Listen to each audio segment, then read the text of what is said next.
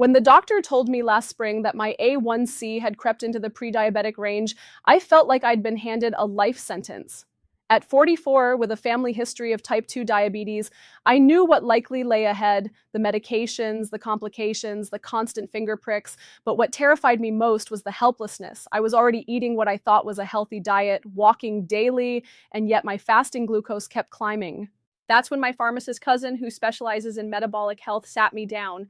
"Your cells aren't listening to insulin anymore," she explained. "But before we talk medication, I want you to try something." She handed me a bottle of Gluco Extend. The first month, small changes, big hope, I'll be honest. I didn't expect much. I'd tried other blood sugar supplements before with disappointing results, but something about Gluco Extend felt different.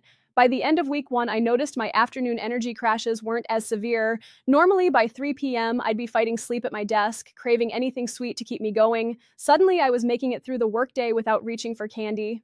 Week 2 brought an even bigger surprise. My fasting numbers started dropping, not dramatically at first, but consistently. Where I'd been seeing 110 to 115 milligrams per deciliter every morning, I was now seeing 105, then 102. Small victories, but for someone watching that number like a hawk, they meant everything. The turning point. The real moment of truth came at my daughter's birthday party in month 2. Normally, I'd avoid the cake entirely, knowing what it would do to my levels. But that day, I decided to test Gluco Extend's claims. I had a small slice, checked my glucose. An hour later, and nearly cried when the meter showed 128 milligrams per deciliter. Pre-Gluco Extend, that same treat would have sent me over 160. Why this worked when nothing else did? What makes Gluco Extend different isn't any single miracle ingredient. It's how the components work together like a symphony.